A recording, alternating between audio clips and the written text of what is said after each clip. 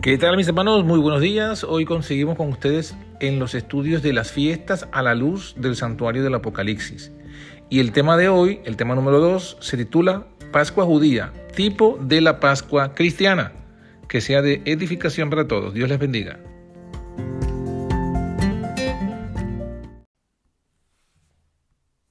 Buenos días, mis hermanos. Que Dios les bendiga en esta hora. Que su Espíritu está en nosotros y podamos ser bendecidos con el estudio de su palabra. En esta hora, Señor, te pedimos que tú seas quien nos dirija y nos bendiga. Te lo pedimos en el nombre de tu Hijo Jesús. Amén.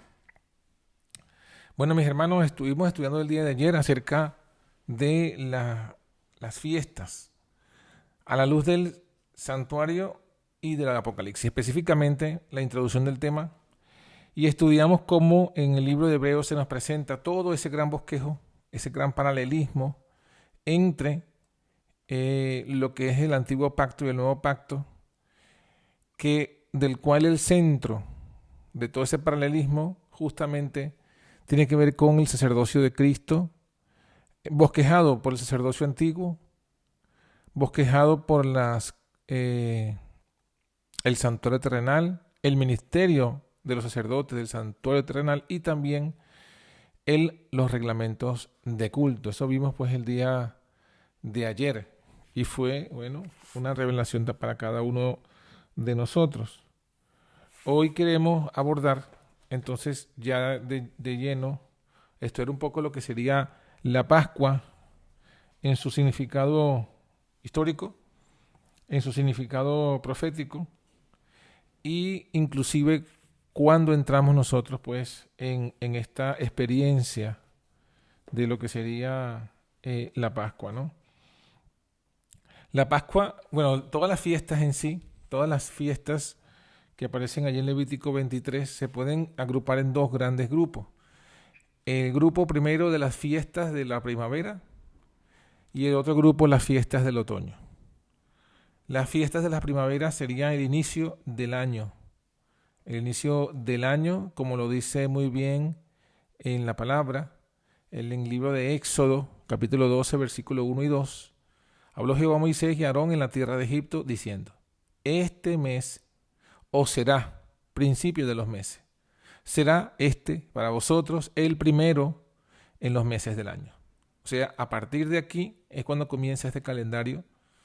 A partir de aquí es cuando el pueblo de Israel toma el mes de Abib o de Nisán como el principio de los meses del año, como el primero de los meses del año. No se nos revela exactamente qué calendario seguía Israel antes de este momento. No se nos dice. Evidentemente había algún tipo de cuenta que seguían, porque cuando se relata acerca del diluvio se habla de los días. Pero no se nos dice. Sin embargo, a partir de aquí, de este capítulo 12, a partir de este momento histórico, es cuando Dios le dice al pueblo a través de Moisés, y esto directamente todavía están en Egipto, que a partir de aquí debía ser el principio de los meses del año. Y justamente ese sería a partir de allí comienza este ciclo y las primeras fiestas, que son las fiestas de la Pascua y de los ácimos, sería pues las fiestas de la primavera, porque el año que Dios establece para los judíos, aquí en Éxodo 12, comienza con la primavera. La primavera vendría a ser entonces el principio del año. Y ya en lo que sería las fiestas del otoño se cierra el ciclo religioso. El ciclo religioso porque el año tiene obviamente 12 meses. Sin embargo, la fiesta del otoño es en el 10º día del 7º mes. O sea que en el 7º mes se concluye con el calendario religioso, que sería, digamos, el que tiene relevancia para nosotros. Porque como hemos visto, todas estas cosas, según Hebreos, según estudiamos ayer en Hebreos, son bosquejo y sombra y figura de las cosas celestiales. Y justamente entendimos y hemos entendido también que estas fiestas tienen un sentido, además que en este caso vamos a ver histórico, también tienen un sentido profético. Además de un sentido histórico que conmemoran un evento histórico, tienen un significado profético porque anticipan o profetizan alguna etapa del plan de redención. Y a su vez vamos a ver también que nosotros, o todos los que abrazan el Evangelio, también en su experiencia personal, siguen en este mismo orden, este mismo patrón, esta misma cronología. Comienzan con la Pascua y terminan con los tabernáculos. Eso lo vamos a ver también, pero no directamente todo, sino paso por paso. Hoy veremos entonces el tema de la Pascua. Entonces, el significado histórico. Bueno, la Pascua significa, o era un recordatorio del momento en que el Señor sacó a Israel de la tierra de Egipto. Vamos a leer el versículo 3, hablar a toda la congregación de Israel, Éxodo 12:3. En el día de este mes se tomará cada uno un cordero por las familias de los padres, un cordero por familia. Entonces aquí, el día a día tomaban el cordero para una familia. El cordero debía ser sin defecto. Si la familia fuera pequeña, tendría que invitar entonces al vecino. Y el versículo 6 de Éxodo 12 dice que debían guardarlo hasta el día 14 del mes. O sea que escogían el cordero el día 10, hasta el día 14. El día 14 lo inmolará toda la congregación del pueblo de Israel entre las 2 tardes. O sea, cada familia iba a inmolar su cordero, en este caso, en este primer momento que sería la salida histórica. Entre las 2 tardes, que vendría a ser la hora nona o las 3 de la tarde, según nuestro cómputo de tiempo. Iban a tomar la sangre de este cordero sacrificado y pondrían en los postes y en los dinteles de las casas. Debía ser comido luego, esa misma noche, con panes sin levadura y con hierbas amargas. No iban a comerse de él nada crudo ni cocido en agua, sería todo asado al fuego. No sería dejado nada hasta la siguiente mañana. Lo que sobrare de la comida, o sea, lo que no se comieran, iba a ser consumido en el fuego. Y debía ser consumido en una vestimenta de huida. Ceñido vuestros lomos, vuestros zapatos en vuestros pies.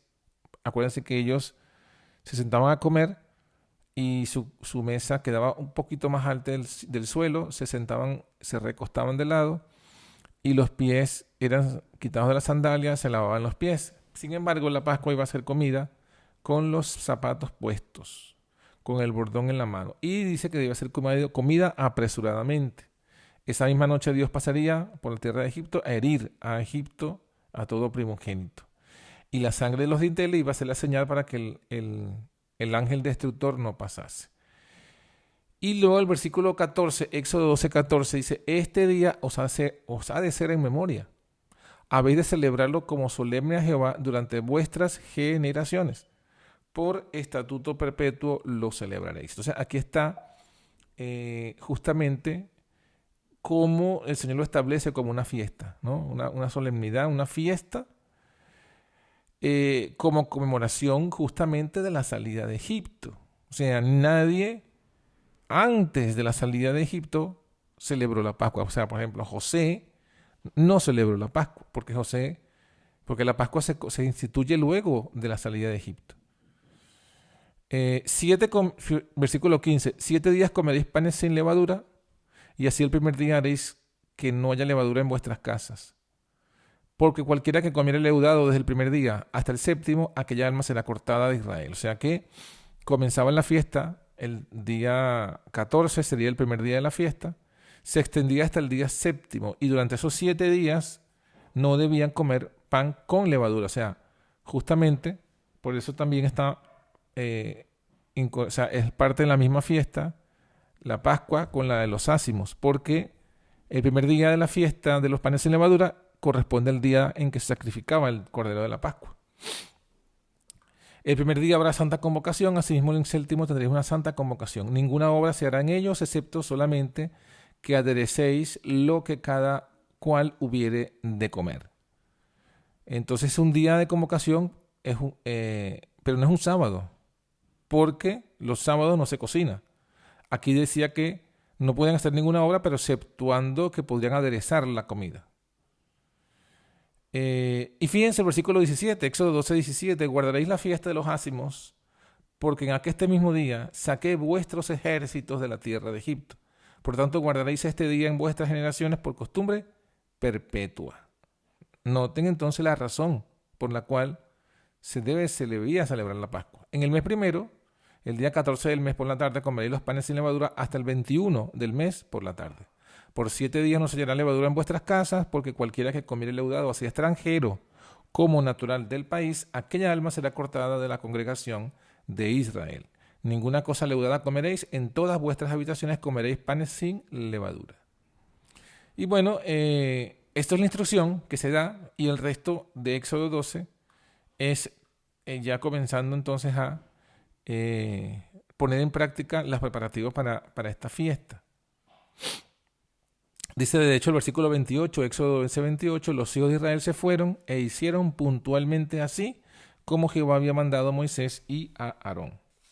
Entonces vemos allí, esta sería la primera Pascua, y el significado que se le da a la Pascua, la razón, el propósito, la liberación de Israel de Egipto, y con todos los elementos que debía pues incluirse allí. Lo interesante de todo esto es que además de que era una conmemoración histórica, también era un tipo de lo que sería la obra de Cristo, la muerte de Cristo, ¿sí? Esto lo leemos en Primera de Corintios capítulo 5, versículo 7, dice, vamos a leerlo desde el 1, porque siempre es bueno leer el contexto, ¿sí? Acuérdense que eso siempre es una enseñanza que no podemos olvidar, que debemos siempre leer el contexto, porque mucha gente toma los versículos fuera de contexto y a partir de allí elabora doctrinas. Entonces, algunos, por ejemplo, leen el versículo 8, que dice, 1 Corintios 5, 8, así que hagamos fiesta, no en vieja levadura, ni en la levadura de la malicia y de maldad, sino en ácimos de sinceridad y de verdad. Y a partir de aquí, de este versículo, sin leer el contexto, sin explicar el contexto, entonces dice, mira, que está diciendo, que Pablo está diciendo a los corintios que celebren la fiesta. Nosotros vamos a leer el contexto. Desde el versículo 1 dice, de cierto se oye que hay entre vosotros fornicación, y tal fornicación que ni aún se nombra entre los gentiles, hasta el punto que algunos tienen la mujer de su padre. Hasta el punto de que alguno tiene la mujer de su padre. Entonces fíjense que el contexto que se menciona es que hay en la iglesia de Corintios una persona que está fornicando. ¿Cuál es su fornicación? Una fornicación muy grave. ¿Y cuál es? Tiene la mujer de su padre. O sea, está viviendo, cohabitando, teniendo relaciones íntimas con la mujer de su padre, con su madrastra. Y no estamos hablando de alguien del mundo, sino de alguien de la iglesia. Y no estamos hablando de alguna caída puntual, sino de alguien que está viviendo constantemente. O sea, no es que han fornicado, está viviendo en fornicación, están viviendo como pareja, como marido y mujer, y esa mujer es la mujer de su padre. Entonces, dice el versículo 2, vosotros estáis hinchados, y no más bien tuvisteis duelo, para que fuese quitado de en medio de vosotros el que hizo tal obra. O sea, dice el apóstol, la iglesia debe actuar. ¿Y qué debe hacer la iglesia? Quitar a esta persona de en medio de vosotros. Eso es lo que sería Mateo 18. Está haciendo un pecado público, no se ha arrepentido ni ante la acusación individual o de testigos. La iglesia lo sabe, la iglesia le habrá dicho algo y él igual sigue haciendo su pecado. Entonces, lo que corresponde según Jesús es sacarlo de la iglesia, tenerlo por gentil y publicano. Y la iglesia de Corinto no había hecho eso. La iglesia de Corinto no había ejecutado su labor correspondiente.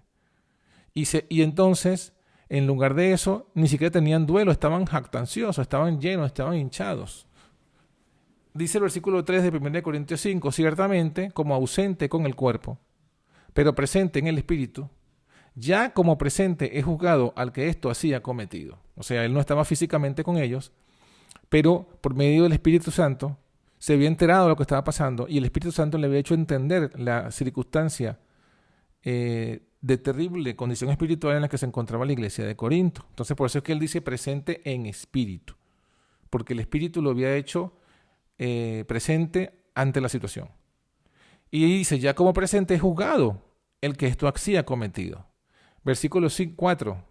En el nombre del Señor nuestro Jesucristo, juntados vosotros y mi espíritu, con la facultad de nuestro Señor Jesucristo. Acuérdense que el espíritu que son los pensamientos, ¿no?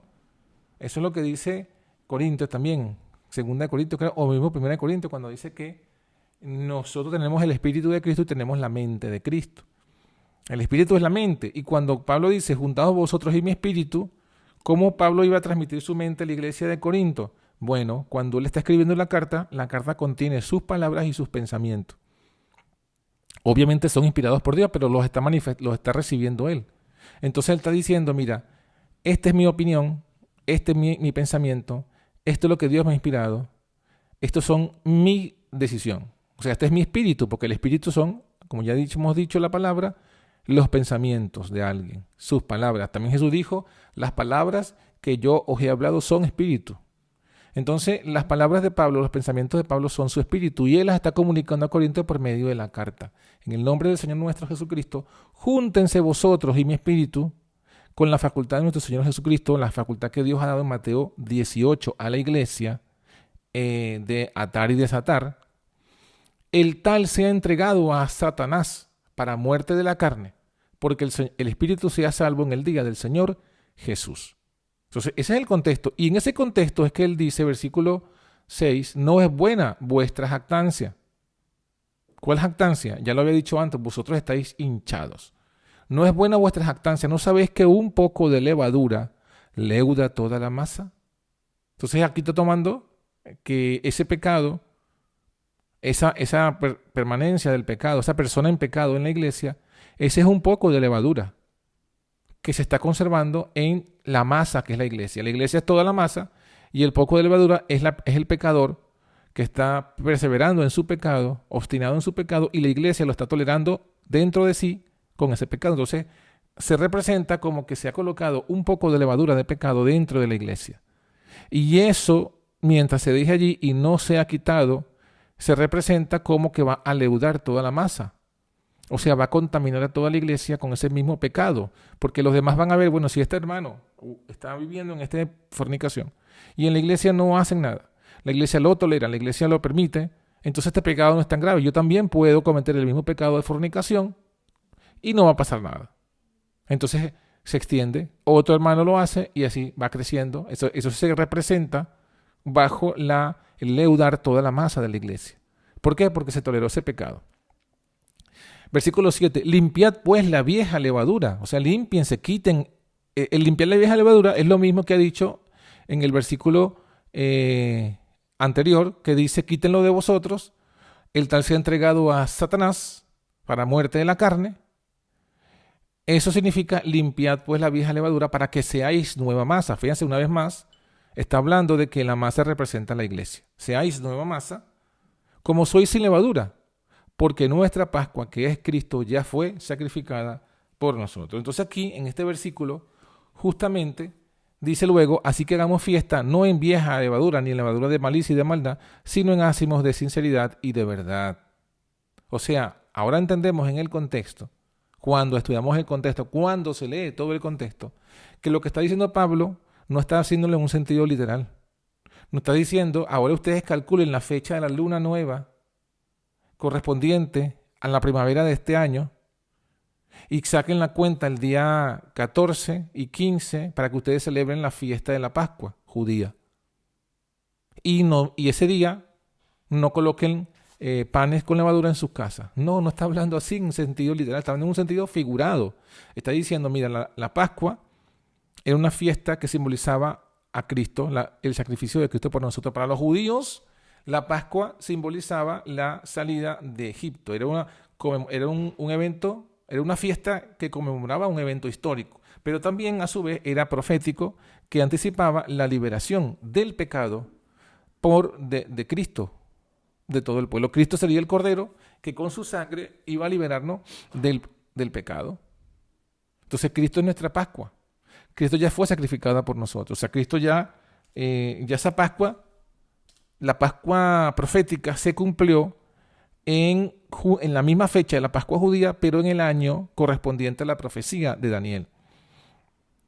Y eso sí, eso es válido para todas las fiestas.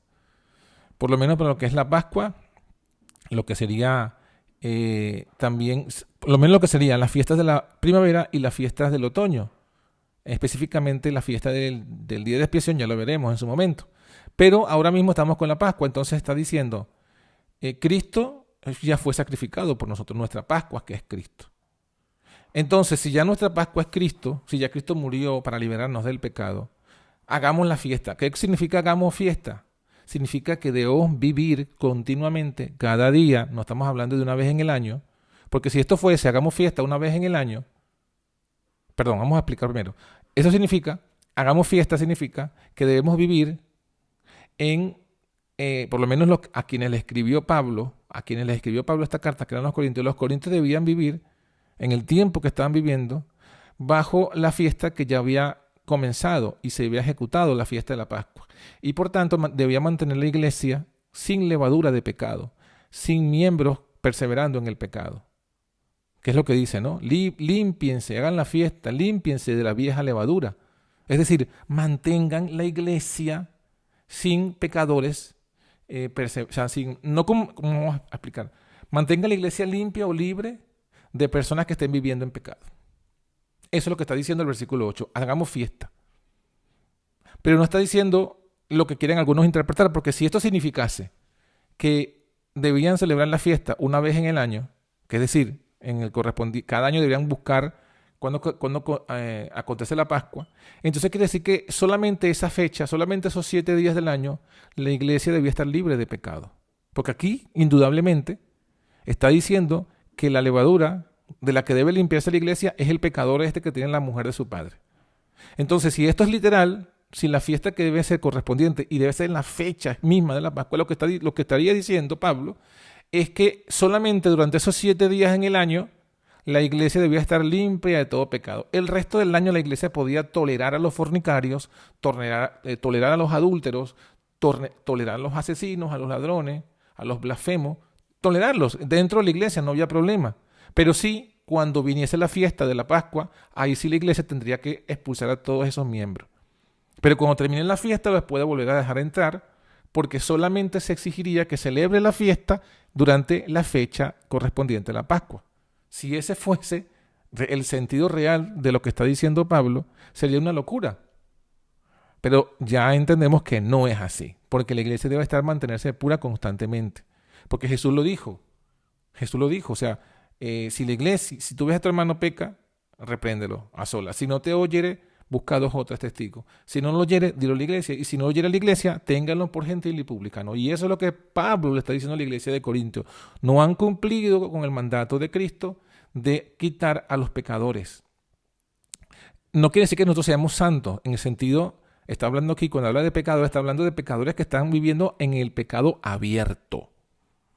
En pecados abiertos. Por eso es que dice, si tu hermano peca, si tú lo ves que está pecando, tú lo reprendes. Si no se arrepiente porque sigue pecando y es visible que está pecando, buscas testigos. Si a pesar de la amonestación persevera en seguir pecando manifiestamente, visiblemente, se ve que sigue pecando, llévalo a la iglesia. Si no se arrepiente, si ante el llamado a la iglesia decide seguir pecando abiertamente, manifiestamente, se ve que sigue pecando, entonces es cuando debes borrarlo. Pero Mateo 18 no está hablando de los pecados que son ocultos, ni está hablando de las motivaciones, porque esa no la puede juzgar la iglesia. Ese es el juicio que hace Cristo. Jugando, Él dice, yo soy el que leo los corazones. Entonces, cuando nosotros sospechamos de un hermano, cuando nosotros decimos, no, este hermano dijo esto por mí, ya yo estoy quitándole el lugar a Cristo, porque estoy juzgando los motivos y los pensamientos. Entonces, aquí, repito, volviendo al punto de 1 Corintios, hagamos fiesta, lo que está diciendo Pablo es, la fiesta consiste en que la iglesia debe mantenerse pura, porque la Pascua ya se cumplió, ya vivimos en Pascua. Entonces, allí sería el cumplimiento profético. Pablo está diciendo a la iglesia de Corinto, ustedes están viviendo en el periodo de la Pascua. Es profético. Profético, no judío, profético. No histórico judío, sino profético. No, porque fíjense que Pablo no le dice a los corintios, no, esta Pascua significa nuestra salida de Egipto. No, está diciendo nuestra Pascua es Cristo. Nuestra Pascua es Cristo. Y nos liberó del pecado. Por tanto, no podemos tener pecado en la iglesia. O sea, ya para los cristianos la Pascua ya pierde el significado histórico y tiene el significado profético. A nivel corporativo es un significado profético. A nivel corporativo, la iglesia está en el tiempo de la Pascua, por lo menos la iglesia de Corinto y obviamente todas las iglesias que estaban en ese contexto histórico. Ahora, sin embargo, también hay que tomar en cuenta que la otra experiencia que hemos mencionado que además del contexto profético, también las secuencias de la fiesta simboliza la experiencia personal del cristiano, o la experiencia personal del que comienza a ser cristiano y del cristiano, sí, del cristiano. ¿Por qué? Porque fíjese, vamos a ver el orden de las fiestas. La primera fiesta, que es cuando comienza el año, es la fiesta de la Pascua, que ya vimos, se escogía el día 10 y se sacrificaba el día 14. El día 15 era el día siguiente a la Pascua. Y el día 16 se hacía una ceremonia especial que consistía en la gavilla mecida, que era que se ofrecía el nuevo grano y se ofrecían los primeros frutos de la cosecha, las primicias. Eso se hacía el día 16. Entonces, Cristo en la Pascua que muere por nosotros el día 14, el día 15, que era un sábado ceremonial según el calendario de la fiesta, pero ese sábado ceremonial a su vez coincidió con un sábado semanal en el momento que Jesús muere y Jesús está reposando allí en la tumba. ¿Sí? El día 16 representa el día en que se hacía la gavilla mecida y, como dijimos, se ofrecía las primicias.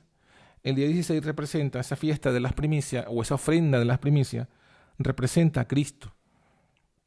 Pero ya Cristo no en su muerte, porque sino también textualmente en las palabras de 1 Corintios 5:7, nuestra Pascua es Cristo en su sacrificio. Pero también cuando la fiesta incluía este día 16 como el día de la ofrenda de las primicias, también representa a Cristo, pero en su resurrección. ¿Sí? Representa a Cristo en su resurrección y en su ascensión al cielo, porque dice que se ofrecía la primicia, los primeros frutos. Y justamente es lo que hizo Cristo cuando resucita. Acuérdense que con Cristo resucitaron varios, dice la Biblia, Mateo 26. El día que Jesús murió, las tumbas se abrieron. Y esa gente que se abrió sus tumbas, cuando Jesús resucitó, también resucitaron. Dice que se presentaron en las casas de las personas, de sus familiares que estaban allí, y luego van con Cristo al cielo. Acuérdense que Cristo le dijo a María Magdalena, no me toques que no he subido a mi Padre.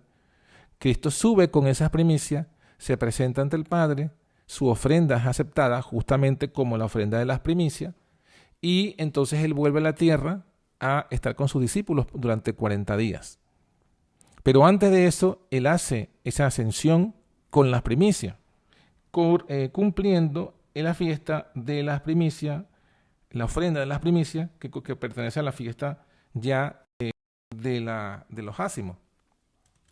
Entonces, eso sería el significado histórico profético de lo que sería esta primera fiesta, Pascua y primicia, Pascua y fiesta de los ácimos, junto con la ofrenda de las primicias. Repito, la Pascua, lo dice 1 Corintios 5:7, representa a la muerte de Cristo, Cristo sacrificado por nosotros. El día 15, que Cristo está allí, el sábado, en la tumba, y el día 16, Cristo resucita como la ofrenda de las primicias. Esto lo dice directamente en la palabra cuando vamos a 1 Corintios también, pero el capítulo 15, el versículo 20. 1 Corintios 15, 20, el capítulo 15 habla de la resurrección y el versículo 20 dice: ahora Cristo ha resucitado de los muertos, primicias de los que durmieron es hecho. Usa la palabra primicias en conexión con la resurrección. Entonces, si unimos, por cierto, que es la misma carta de Corintios, pero en este caso es el capítulo 15. En el caso de las Pascuas es el capítulo 5, pero es la misma carta, es el mismo apóstol, es el mismo espíritu. Y está diciendo, miren, la Pascua representa la muerte de Cristo, su sacrificio por nosotros, y la ofrenda de primicias representa la resurrección de Cristo, que con él sabemos que resucitaron al cielo. Y Efesios capítulo 4 es el versículo que nos dice que con Cristo ascendieron al cielo las otras almas resucitadas, ¿no? Cuando dice, Efesios 4:8, subiendo lo alto, llevó cautiva la cautividad, y luego dice, y dio dones a los hombres. Entonces aquí, este capítulo 4, versículo 8, nos habla de dos cosas, nos dice, o de tres cosas.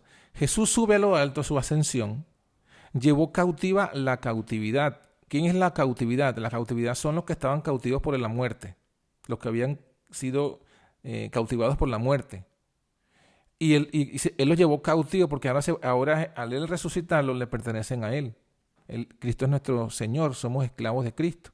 Entonces él llevó cautiva esa cautividad y fue después que dio dones a los hombres, o sea que fue después que dio el Espíritu Santo. Eso lo vamos a ver en el día de mañana cuando estudiemos el tema del Pentecostés. Pero aquí tenemos la evidencia bíblica entonces de que con Cristo suben al cielo estas almas que estaban cautivas por la muerte, que resucitan, según Mateo 26, y se van con él al cielo, junto con las primicias, como lo decía, pues la profecía, en este caso la profecía de la fiesta de la Pascua y de los Ácimos. Una última cosita antes de terminar. ¿Cómo entran los cristianos en esta fiesta? Bueno, en la experiencia personal. Esto que hemos dicho, la Pascua, la fiesta de la Pascua judía, es un evento histórico que se conmemora con una fiesta anual, corporativa. Luego se convierte también, es profética de lo que iba a ser Cristo, y cuando Cristo viene es un cumplimiento histórico de esa profecía. Pero también esto significa una experiencia personal por la cual pasan todos los cristianos. Porque la Pascua, cuando nosotros entramos en Pascua, bueno, en el momento que nosotros aceptamos la muerte de Cristo, ahí entonces aceptamos su sacrificio, ahí entramos a celebrar la Pascua. En el momento que nosotros nos bautizamos, acuérdense que el bautismo lo hacemos a la semejanza de la muerte de Cristo, somos sepultados a muerte con él para el bautismo. Entonces, el bautismo simboliza la sepultura, la muerte y la sepultura junto con Cristo. O sea que nosotros aceptamos la muerte de Cristo, somos bautizados y nos asemejamos a su sepultura. O sea, entramos en el día 15 a la tumba con Jesús en el bautismo. Cuando salimos de las aguas es la resurrección. La resurrección que representa lo que ocurrió el día 16, la primicia, Cristo ha resucitado de los muertos, primicia de los que durmieron ese hecho. Nosotros no somos primicia, pero nos vamos agregando a esos de la resurrección. Y cada Santa Cena que celebramos es justamente un recordatorio de esta fiesta, de esta Pascua cristiana. Es como lo dice en la misma palabra, ¿no? La muerte del Señor anunciáis hasta que venga, cada vez que partimos el pan y tomamos el vino. De modo que nosotros celebramos y entramos en esa celebración y la renovamos, primeramente nuestra experiencia personal cuando aceptamos la muerte de Cristo y somos bautizados. Y cada vez que hacemos una Santa Cena, en un sentido estamos nosotros recordando, conmemorando esa fiesta de la Santa Cena de la muerte de Cristo en la cruz. Entonces, bueno, esto es lo que tiene que ver con la fiesta de la Pascua y la fiesta de los ácimos, junto con la ofrenda de las primicias, que sería la primera de las fiestas del grupo de las fiestas de la primavera. Vamos a pasar ahora a lo que serían las preguntas y las respuestas del tema de hoy.